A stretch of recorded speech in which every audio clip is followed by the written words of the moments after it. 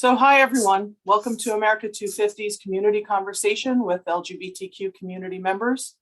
With these conversations, we're engaging with communities across the United States and around the world. So panelists or participants have the opportunity to share what the US semi-quincentennial means to them and their communities and their hopes for the America250 commemoration and celebration. I'm Megan Springate. I'm Director of Engagement here at America250, and I'm one of your co-moderators for today. I'm very glad to be here. Our other moderator is Dr. Carleen Carey, America250's Director of Public Outreach and Inclusion. So a little bit of housekeeping just before we get going. The conversation is being recorded and will be available on the America250 website soon after we're done. Please use the chat to ask questions or make comments to the panel. We're monitoring those, and we definitely want this to be a conversation. Just a reminder to folks that all America250 and these conversations are nonpartisan and bipartisan. And a shout out to Stephanie, Mari, and Kara for keeping anything running behind the scenes. And thank you also to our ASL interpreters for joining us this evening. Before we meet our panelists, I'd like to give a brief overview of what America250 is to help set the stage for our conversation. But first, I am very honored to introduce to you Semi-Quincentennial Commissioner Rosie Rios. Rosie, take it away. Thank you so much, Megan. Hello, my name is Rosie Rios, 43rd Treasurer of the United States, and currently an Executive Committee member for the U.S. Semi-Quincentennial Commission. As we look towards 2026 and 250 years since the Declaration of Independence, America250 is committed to facilitating the largest and most inclusive commemoration in our nation's history. As part of meeting this goal, we are hosting regular community conversations like this one. These are opportunities for people across the country and around the world to help us shape the commemoration. We want to know what America250 can look like, how to connect with and be meaningful to all Americans, and what its legacy can be. Members of LGBTQ+ and allied communities have and continue to play such an important part in our nation's history. Today, we will have an open conversation that highlights these diverse narratives, sharing and honoring some of the many histories and experiences of LGBTQ+ people in America. When I was asked if I would do this introduction, of course, my immediate answer was yes. I'm honored to welcome our panelists and all of you attending our community conversations with the LGBTQ+ community and their allies. Thank you for your support and for engaging with America250. Now I'll turn the conversation over to our Director of Engagement. Back to you, Dr. Megan Springate. Thank you, Rosie. I am so glad you could join us. Your support is, right? There's no words. Thank you. Always. Thank you. So I want to give a brief overview of America250 and who we are and what we're up to. What you can see on your screen right now is just a summary of our purpose, mission, vision, values, and themes. The purpose is a lofty one, but a necessary one, and it is the thing that we have always been working towards, right? Regardless of how we do it. It is to catalyze a more perfect union. That is always what we have all been working towards, regardless of what direction that takes us. We are always trying to make this a better place for all of us. Our mission: to commemorate our 250th anniversary by designing inclusive programs that inspire Americans to renew and strengthen the daring experiment in our democracy. This has always been an experiment, this democracy business.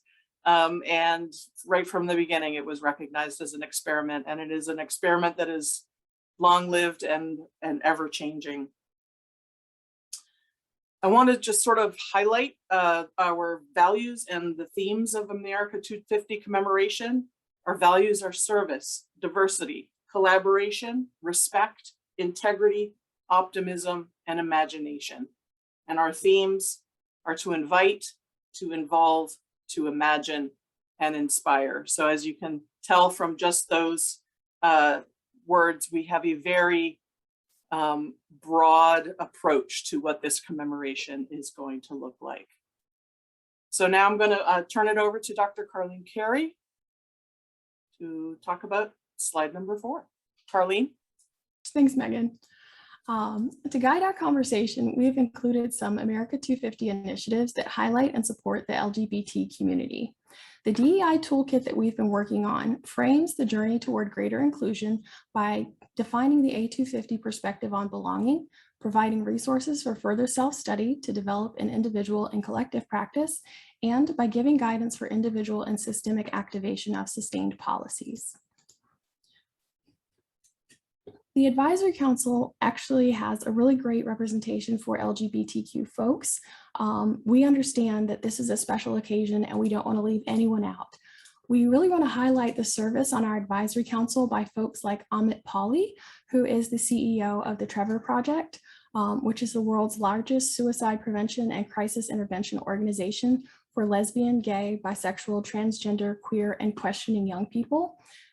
Trevor serves on the, or Amit serves on the Youth Engagement Advisory Council. We also have David Johns, who is the CEO of the National Black Justice Coalition, which is a civil rights organization dedicated to the empowerment of Black, lesbian, gay, bisexual, transgender, queer, and same gender loving people, including people living with HIV and AIDS. So yes, we have several engagement initiatives, and in all of those, we are looking to be expansive in the history that we tell, in the time periods that we represent, and in the communities that are and histories that are highlighted. So the article series, which will launch mid-October, just a couple of weeks from now, will include one of our first articles out of the gate is on Pauli Murray. And if you don't know who Pauli Murray is, we should all know who Pauli Murray is. It was one of those people, it was like, I know why I don't know who Pauli Murray is, but why have I never learned who Pauli Murray is? So absolutely, there will be LGBTQ inclusion in the stories that we're telling. And one of the questions we have for later, but I'll invite y'all to think on it, is what are the stories that are out there that need to be told, right? We don't know what we don't know. So we're really relying on the public to share those with us. So I hope you engage with us, ask us questions, send your ideas. We're here for it. So I'd like to now invite the panelists to introduce themselves, give their affiliations, and give just like 3 words about other national commemorations or commemorations in general, about what is the impact they've had, what were the feelings that you walked away from. I'm thinking something like the bicentennial or the 400 years of African American history or any other commemoration. Those are just like jog your mind examples. So Free, would you like to begin? Sure. My name is Jeffrey Harris, and I always say that in the preservation world, I'm known by my nickname of Free. I am a Hampton, Virginia-based historian and historic preservation consultant. I also sit on the Board of Historic Resources here in the Commonwealth of Virginia, where I'm the vice chair. I'm board chair of the Rainbow History Network, which is a national organization that advocates for the preservation of LGBTQIA+ historic places. I am, also really excited to be a part of this panel and to answer your question, Megan. I'm from Hampton, Virginia, so I would be remiss not to say that the 400th anniversary of the arrival of the first Africans in what became English America has, certainly had a profound impact on me. I'm a multi-generational Hamptonian, and it was just important to me and to most of the folks that I know here that recognition, that date, that time was recognized as it was. And, I certainly also remember the 2007 commemoration of the founding of Jamestown. So that was another that was profound for me in that, and again, don't want to take too much time, but I happened on that weekend to be at Acoma, Sky City in New Mexico. Wow. And to have that experience of being in a place that was established around 1100. But to know that back in my home state, they were talking about the magnificence of the 400th anniversary, it was not lost on me that the way that history was taught to me was a bit short, if you will. So, you know, that was certainly an important date. And obviously the 50th anniversary of the civil rights is one that sticks out, certainly in my mind, looking at the modern LGBTQ rights movement. Thank you. Hannah? Hi, everyone. Really happy to be here. Like Free, I wear a few different hats. I am founder and director of Pride Outside, which is the main hub for LGBTQ outdoor inclusion efforts with Congress, federal agencies, and conservation nonprofits. I'm also a coach and consultant at the intersection of equity and well-being, and I'm project manager for the Bridge Project, a new equitable hiring pathway for the environmental sector focused on people of color and underrepresented communities. And in terms of reflecting on some of these commemorations, trying to come up with 3 words to, I was thinking situate, learn, and reimagine. So sort of orienting ourselves in time and considering how we want to show up and what we want to work towards in the world.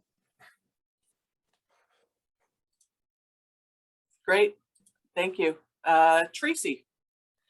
Hi, my name's Tracy Baim. I'm a co-publisher of the Chicago Reader and co-founder of Windy City Times, an LGBTQ newspaper started in 1985 when I was 22.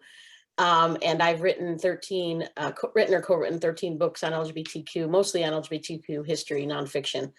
I'm really excited to be part of this today. I remember that when I was 13 years old, the bicentennial, I felt red, white, and blue, but not much else to me as a 13-year-old. It wasn't very diverse from my limited perspective at age 13. I attended the 25th anniversary of Stonewall in 1994 in New York City, and I think that was one of the most impactful events of my life. Exciting, important, vital to both your internal structure as an LGBTQ person to see so many people like you, but also externally to the world. Thank you. Richard? Oh, wait, can I say one more thing? Yeah, Happy Bisexual Visibility Day. Friends of mine said this is on Bisexual Visibility Day, so I wanted to make sure I shouted out that. It is Bisexual Visibility Day. My Facebook told me so this morning. Kai and Richard. We're here as a team, but on different screens today.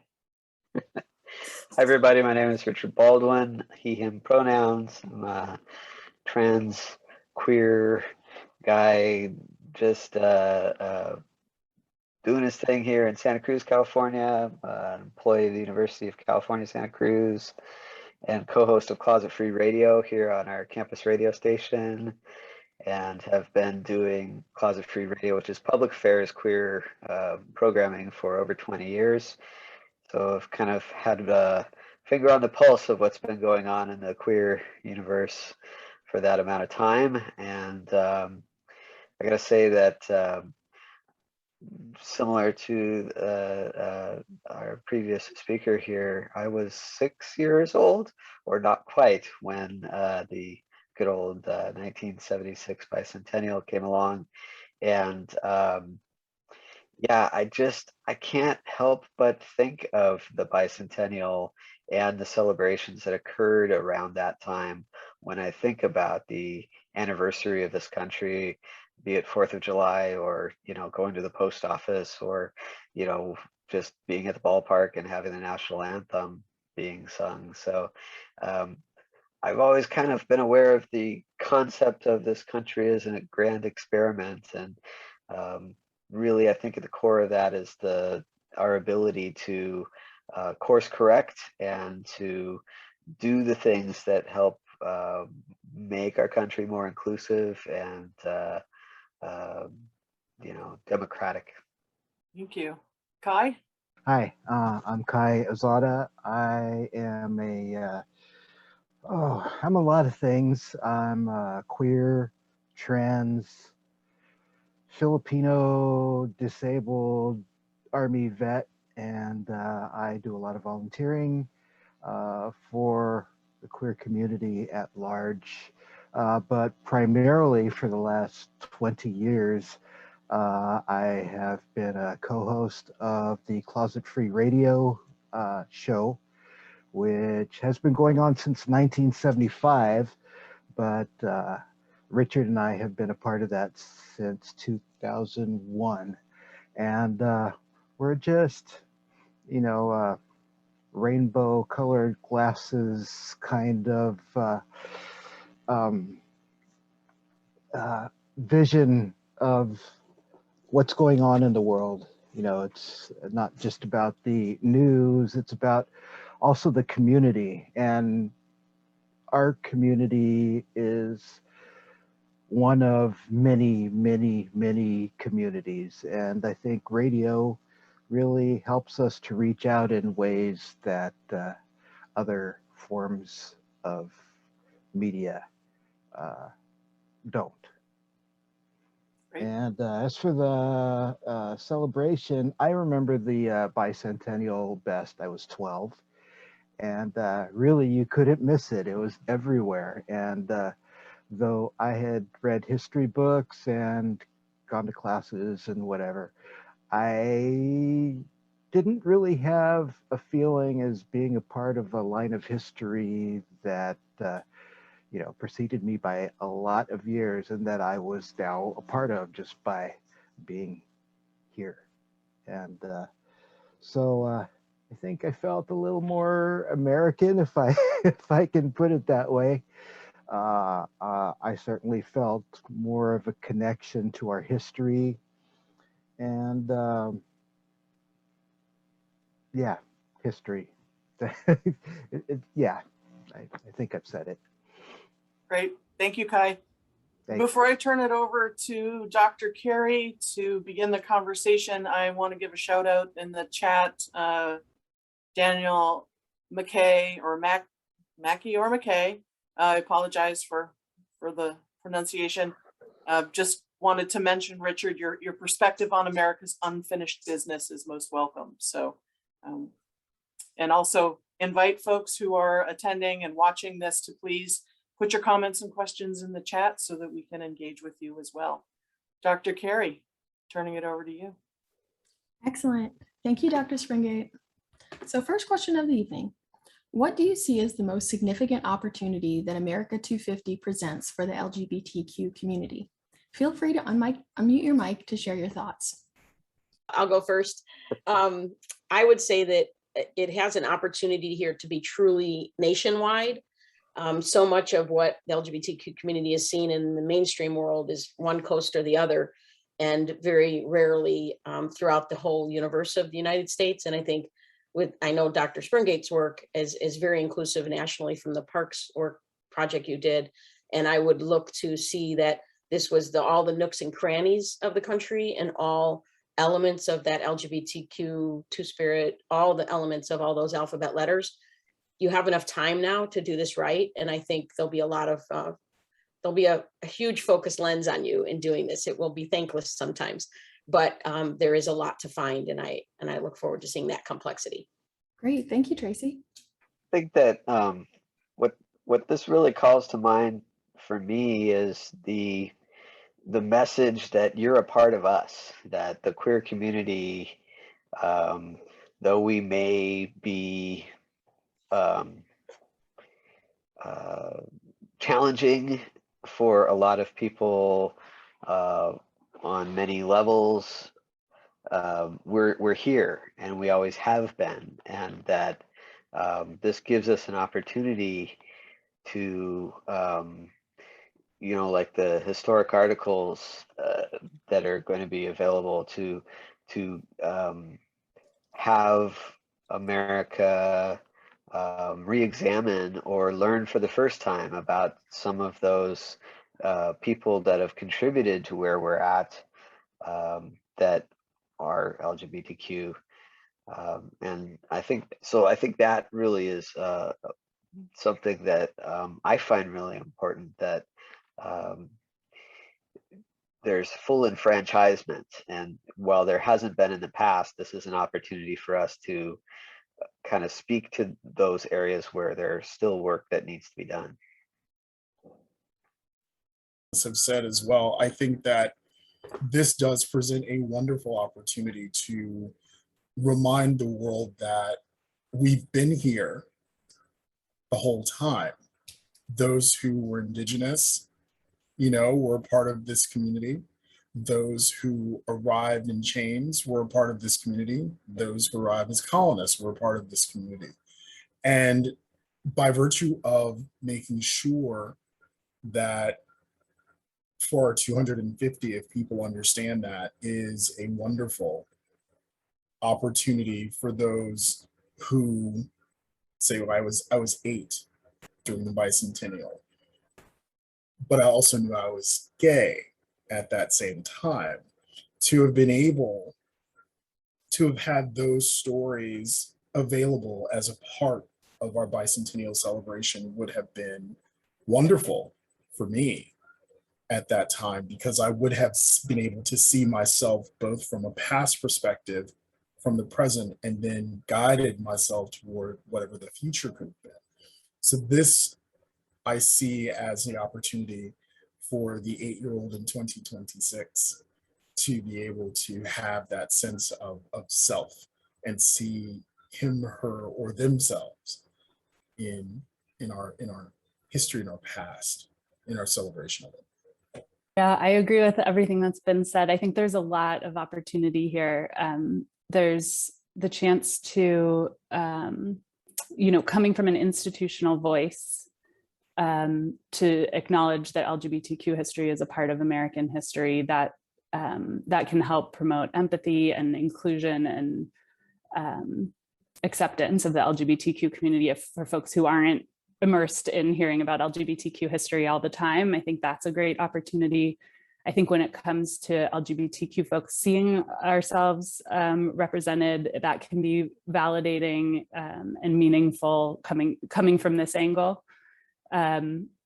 With such a broad audience, and really seeing our heritage reflected back to us, understanding stories that we may have never heard before. It's a horizontal identity instead of a vertical one. So you don't necessarily share your identity with your parents, you have the same identity as your parents and the folks in your immediate community. So you don't necessarily grow up knowing all of these stories or being connected to it. So you go through your self-discovery, and then this can be a chance to deepen it when there's more resources and stories available to you. So I think that kind of connection and seeing that heritage can be really powerful for people. And I think the chance to engage people with it, to help, it can be such an uncovering, such an exciting thing to find LGBTQ history and stories, and how it's connected to the places near you, the people near you, how it's so connected to your world. So I think there's so many ways we can explore how each of us is a part of LGBTQ history. And, there could be ways for telling your story, sort of practicing writing your story, or connecting intergenerationally and interviewing older folks. Or my girlfriend thought this was very sappy, but like a modern love kind of thing. There's just so many stories out there that can really be so meaningful for people to connect to. We've found that with Pride Outside, those have been some of our most special events when we partnered with the Park Service LGBTQ employee group during the pandemic and had 30 events of bringing people together around LGBTQ history, and just to have that community to feel connected to one another. Or going on LGBTQ history walking tours in DC, we'll have 70 people show up on a Tuesday night just to feel connected to it. So I think it's really powerful stuff. And, just lastly, I think it's also, there's the opportunity to uplift such great work that's going on in this space. So there's so many people who have been collecting and sharing and really taking care of these stories. And so the chance to sort of invest in them and their work and uplift what's already there was a great opportunity. I just want to underscore, I say this all the time during our radio show, representation matters. And when I was a 12-year-old, you know, experiencing the bicentennial festivities and celebration, I did not yet know that I was queer.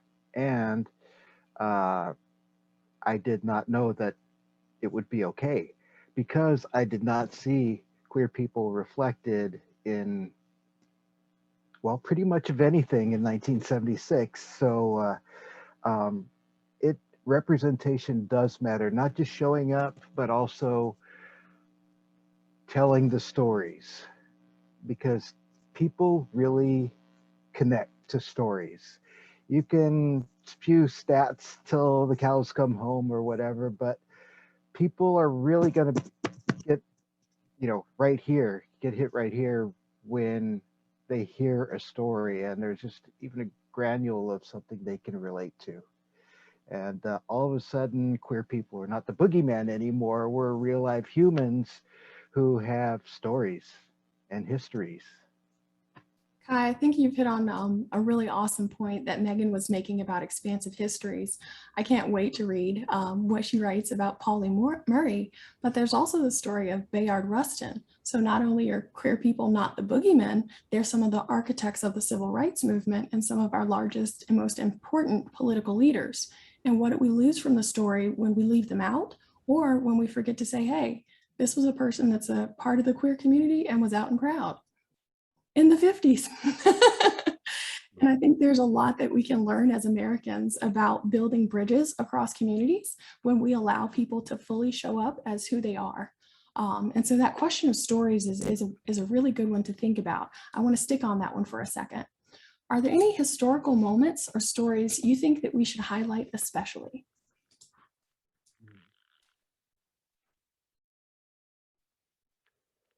Well, I'll go first. It would be helpful to get us called on, because we seem to be a very humble and deferential group of people. I think wide swath wise, I think there's whole sections of the community whose stories have not been told very well, especially Indigenous people and people who were forced here into this country, like the diversity of all of that.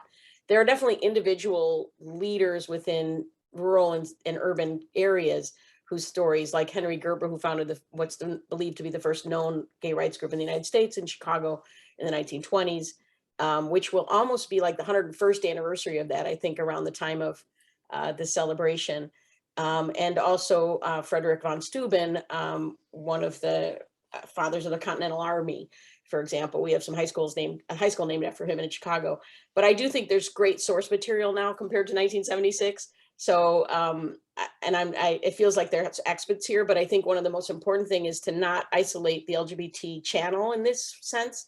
I think, Dr. Carey, you mentioned that LGBT people are very well represented in various areas.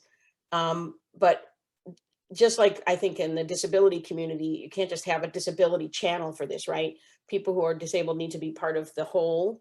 And so having LGBTQ people on the military panel and all the other groups is going to be key, because you could never get it all in one channel. So luckily there's a lot of the breadcrumbs are there, but those would be some of the folks I would say. Excellent. Thank you, Tracy. Kai? I know you've addressed this already with the modern military group, but the story of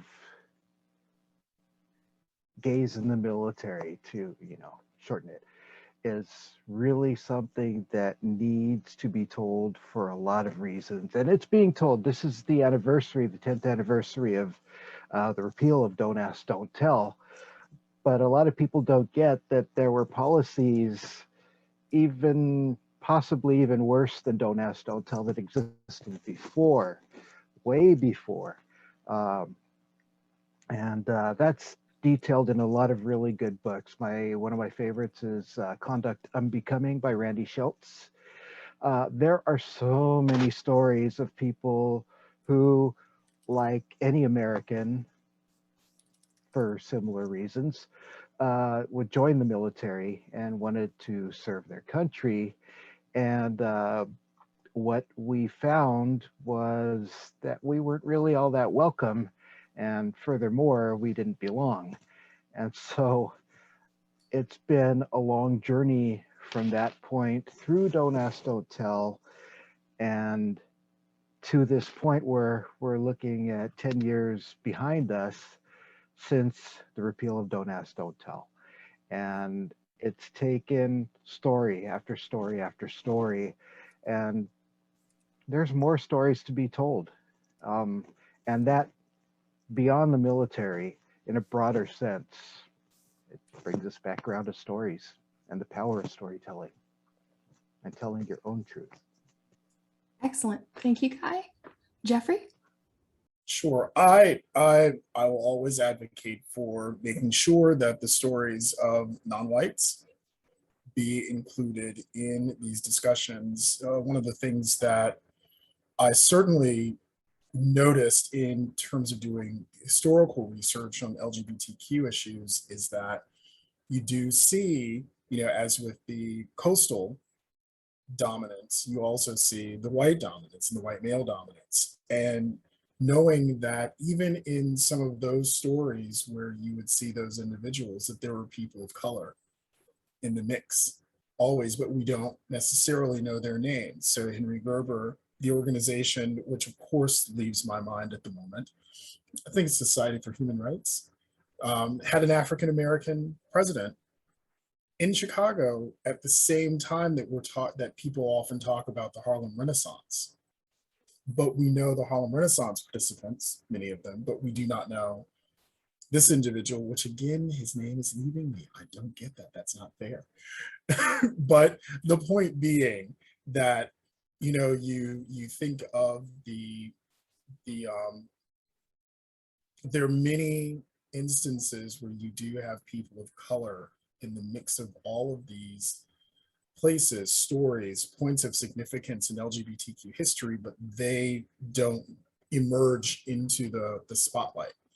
So I think that bringing those stories forth, I think, are particularly important because so many communities of color, I think in many ways, need to at least see for the world that we were a part of this broader history, that we were a part of, these larger stories that have been told about LGBTQ history, so that, there is, again, I always go back to 8-year-old me, that there was, I know Bayard Rustin now, would have been nice to know that when I was living in DC during the bicentennials or anything that came up related to the March on Washington. So to have those stories, those non-white stories included, is a learning tool both for those communities of color, but for the white communities as well, so that, it isn't one or the other. Everybody can benefit from having a greater and broader diversity of stories told. Well put. Richard? Well, when I think about stories, I think of it in kind of two ways here. In the context of LGBTQ history, one is the kind of long line of civil engagement and the people we know about because they tried to, politically or civically change the system. Harvey Milk comes to mind, of course, and Bayard Rustin. And all too often, this is paired or overshadowed by the histories and stories of violence against our communities. And I think that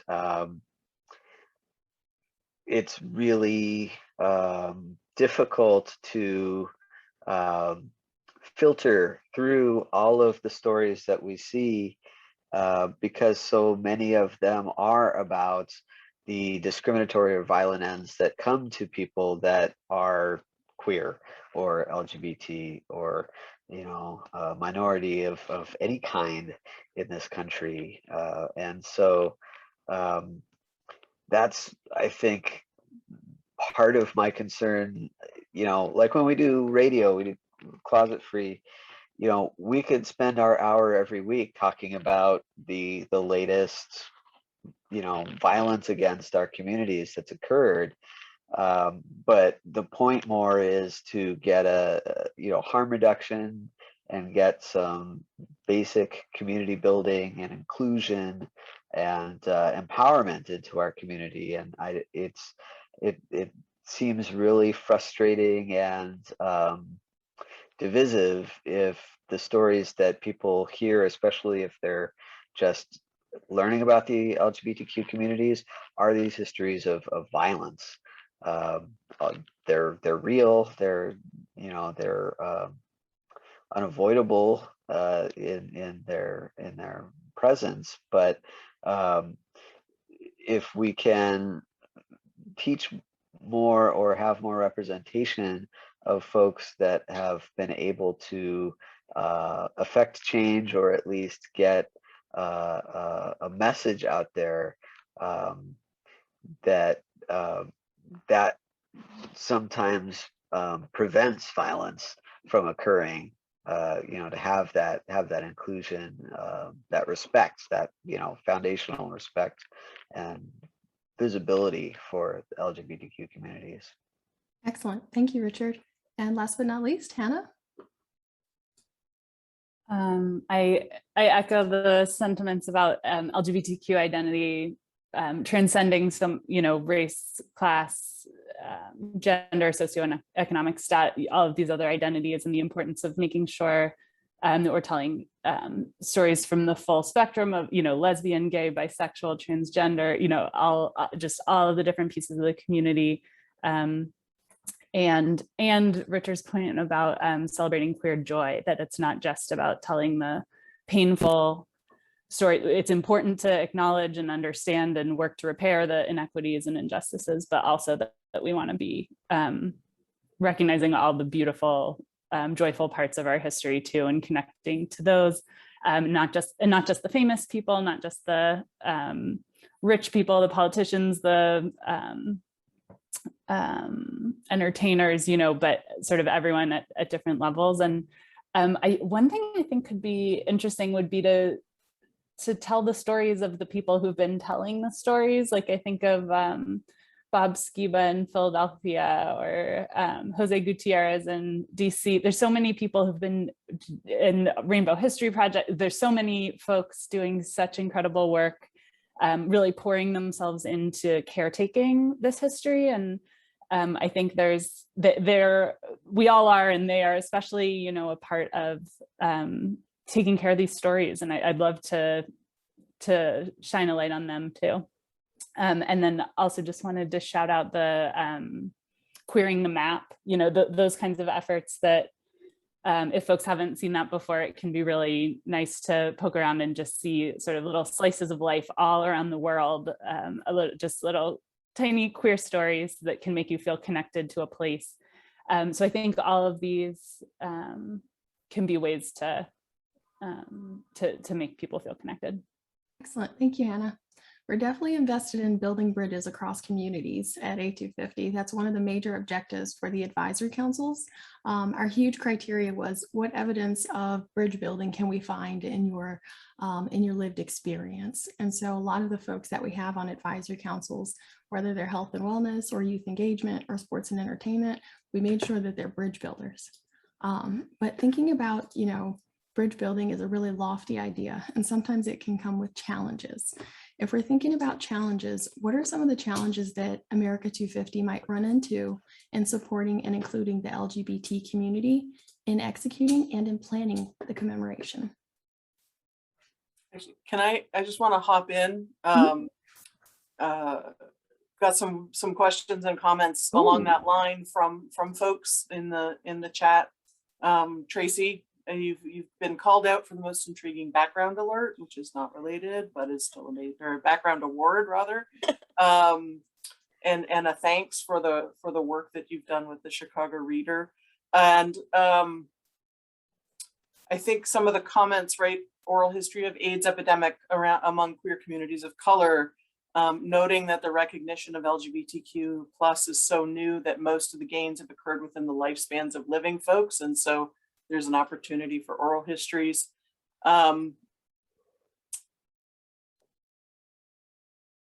Interpretive staff linking historical events with contemporary issues. So that sort of relevance piece, that what happened in the past matters today, which is of course at the heart of A250. And the call to include LGBTQ in terms of challenges, LGBTQ folks living in rural areas. So it's not just the urban you know, the urban stories of folks. And I think that that's important. If you're in the chat, Tracy has provided a whole list of names and requested sort of a public call for submissions for those, and at the end we'll give you an email address. Let's see. So also just to think about the challenges regarding representation. How, and this is a question from someone in the audience, how can we help the nation understand the difference between communities being underserved, and in fact, some like LGBTQ plus have been historically excluded, and how can we make that in a way that folks can understand and engage with? So I'm going to, all of the things about challenges and addressing that excluded versus underserved, I'll throw it out to y'all. Richard, your mic is open. Do you have a comment, or are you just hanging out? That's a whopper of a question, I gotta say.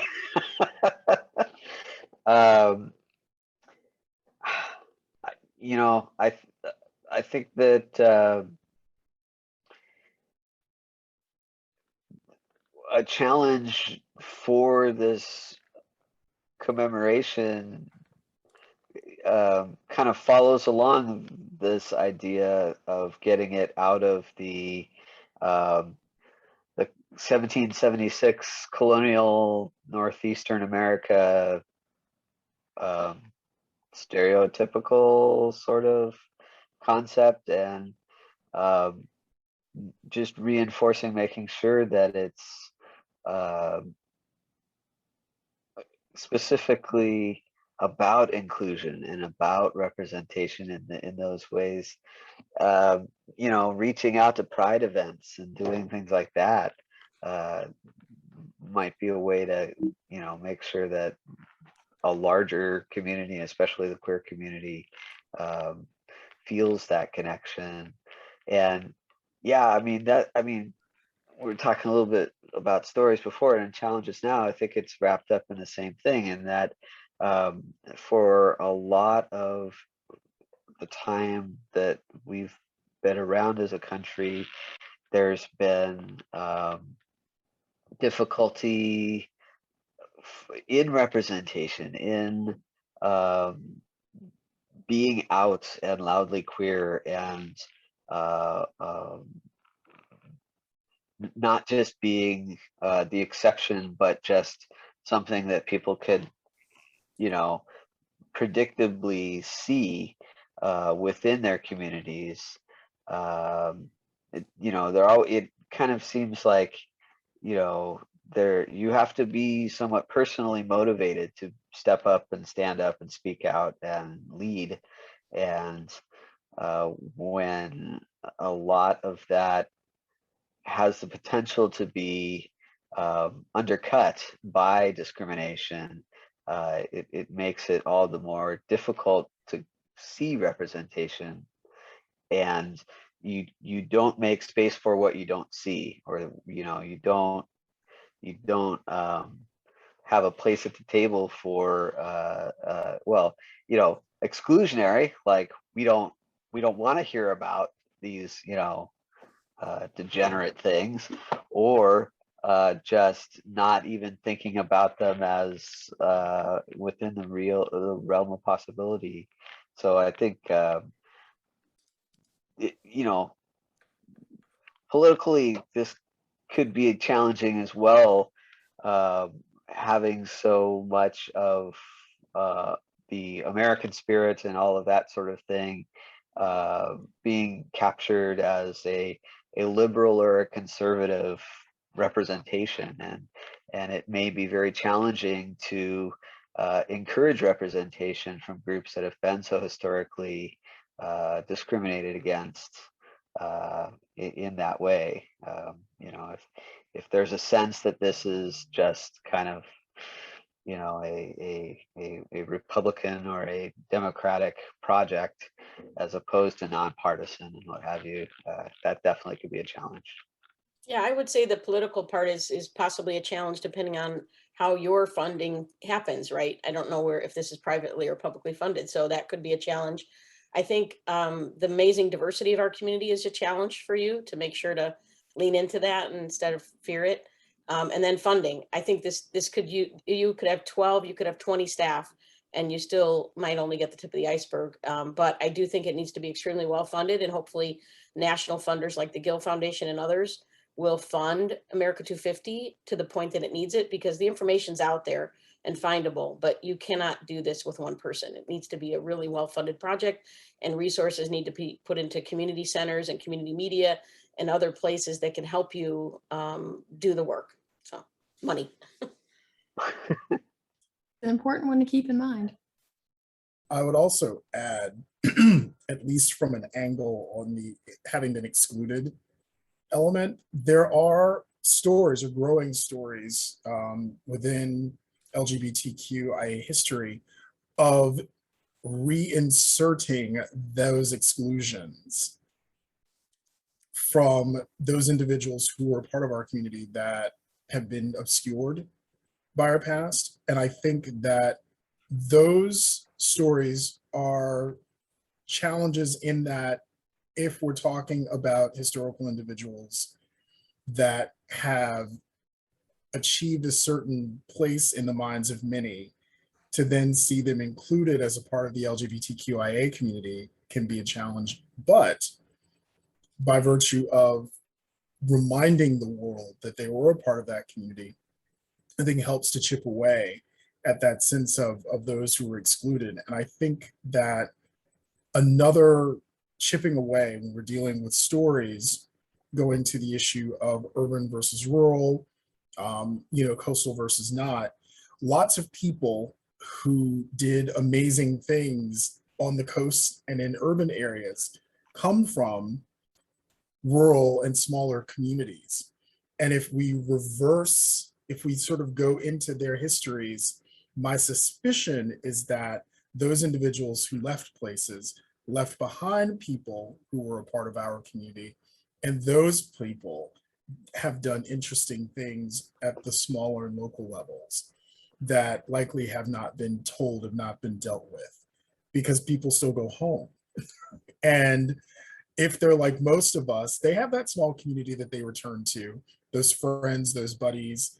And I think that that has been the case over the course of of LGBTQIA history. So, I guess I'm thinking from that historian challenge, sort of how do you deal with those issues? And I think those are angles with which we can deal with that. But as Tracy said, yeah, money. Yeah, that's definitely an important challenge to Money. always keep in mind in these fields, Lord. But last question of the evening for you guys. What do you hope to see for America's future for 2026 and even beyond? And I'm going to call on you. Hannah, go. I'm going first. I would love to see collective liberation and justice and democracy, all of that thriving, for everyone. Beautiful. Thank you, Hannah. What about Tracy? I would like to see an interrogation of our history that doesn't run away from it, but expands it and is inclusive and has an equitable future in mind. Ooh, fantastic. I love that. What about you, Kai? We need to continue towards equal rights for everybody. It's not just going to happen. You have to view it as a long haul kind of thing, because there's always going to be progress and then, a few steps back. And we just really need to keep our eye on having the same rights as everybody having the same rights, not just, okay, you get this piece of the pie and you get these benefits. We are together in this. We need to be together in this. I love the idea of being together, but I think sometimes people struggle with the idea of remembering that there's not uniformity in unity, right? We can all be different. What do you think, Richard? Thoughts on the future? Well, you know, I think that if this COVID era that we are working through has taught us anything, that we're adapting to new ways of communication, new ways of connecting, and they're becoming more inclusive because more of us have the technology to be able to do conversations such as this. But to still be kind of aware of that technological divide, and especially that great division between the edges of our country and the great middle flyover states, concept, right? That I hope that there is a strong undergirding into those systems that unify us as a country, that are somewhat transparent but still so important. I think of like the postal service in particular, that and these sort of things that we all kind of assume are always going to be there, but really play an important role in the infrastructure of our country. And that it's those sort of public serving institutions that have, because of changes in the law and policies, become more inclusive and representational, but that we need to pull everyone along into that in the future. I love the idea of pulling all of us along, Richard. And last but not least, Jeffrey. First and foremost, I'd like to see our democracy thrive fully, thoroughly, with as many people included as possible. That's a just general point. In terms of how we understand our past, I would love, this personal thing, I'd love to see a greater integration of the various parts of our history moved into a broader, cohesive US historical narrative, so that we really have a more full and complete understanding of the complexity of who we are, that we can embrace our tragedies while also embracing our triumphs, and making sure that we remind people that history it's neither good nor bad. It simply is. And it's our job, the job of people like us, to present as much of that as we can. And for those of us who particularly occupy the LGBTQIA space, to ensure that a part of that integration of the narrative includes our stories.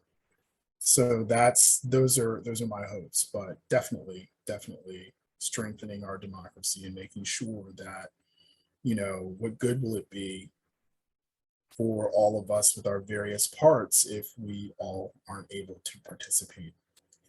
Well said. I think that concludes the discussion portion for the evening. I'll turn it back over to Dr. Springate to Great. wrap us out. Thank you. So we are pushing up against our 1 hour time slot. There's a couple of comments in the chat that I'd like to share. One is the rights of our community are still debatable, in air quotes, debatable by an influential segment of American politics. The celebration of our history is an important part of convincing people that our rights are self-evident and inalienable. Right, that's part of what we're doing is we want everybody to see themselves in this commemoration, and that is at the forefront of all of the work that we're doing. And so we will continue to be doing that. And another comment says a potential problem for A250 is the perception that it has a partisan, if not conservative, agenda. The recent federal 1776 commission and state backlash from the 1619 project could taint America250 among the LGBTQ community. I thank you for the comment, and all I can say is, I'm glad that you joined us for this conversation. And, you know, I think actions over words, and I hope that we can, right, move forward as an inclusive and expansive organization moving forward. I appreciate the concern, but keep an eye on what we're doing. So I want to thank you all. I want to thank our panelists, every one of you. I appreciate you all and your candor and your brilliance and generosity for being here this evening.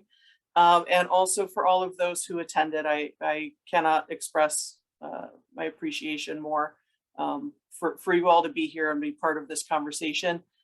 We do want to continue the conversation. You can contact us at engage@america250.org. Send your comments, your ideas. You know, you want to give us a pat on the back or hold our feet to the fire. That is the email to contact us at. And keep a lookout in your email for a feedback survey so that we continue to improve on the experience of these community conversations. Our next community conversation in, November, will be beyond the 50 states. So we're looking at the US jurisdictions and DC. That will be in November. Stay tuned. I hope to see you all there. Again, thank you everybody so much. And thank you, Dr. Carey, for co-wrangling with me. Have a good night, y'all. Thank you. Good night.